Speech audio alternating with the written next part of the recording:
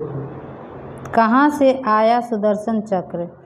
सुदर्शन से जुड़ी एक नहीं अनेक कथाएं हैं। ऐसा कहा जाता है कि सुदर्शन भगवान श्री कृष्ण का ही अंश है और जगत पिता नारायण ने इस शक्ति को प्राप्त करने के लिए घोर तपस्या की थी।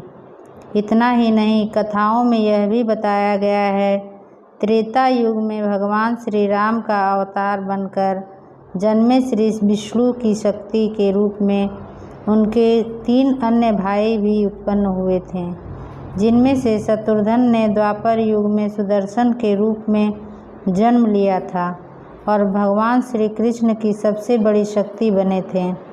इसके साथ ही एक कथा के अनुसार यह भी कहा गया है कि भगवान विष्णु ने अपने आराध्य शिव जी को अनेकों कमल के फूल अर्पित किए। उनमें से एक जब खो गया तो श्री कृष्ण ने उसके स्थान पर अपनी एक आँख निकालकर शंकर जी को अर्पित किया। विष्णु जी के ऐसा करने पर शंकर जी उनसे अति प्रसन्न हुए और फिर उन्हें सुदर्शन चक्र के रूप में दुनिया का सबसे शक्तिशाली अस्त्र भेंट किया।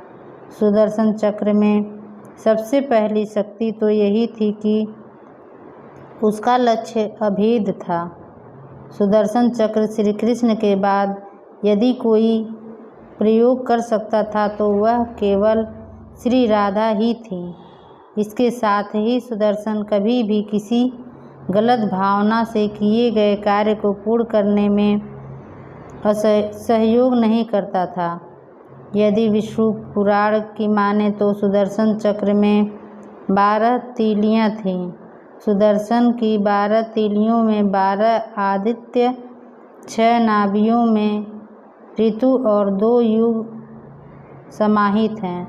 भगवान श्री कृष्ण का सुदर्शन चक्र केवल और केवल श्री विष्णु के अवतारों द्वारा ही धारण किया जा सकता है।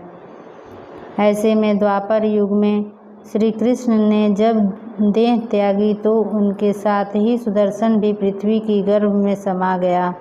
ऐसी मान्यता है कि अब श्री विष्णु के अवतार कल्कि का जब जन्म होगा तब उनके साथ ही सुदर्शन का भी जन्म होगा। धन्यवाद।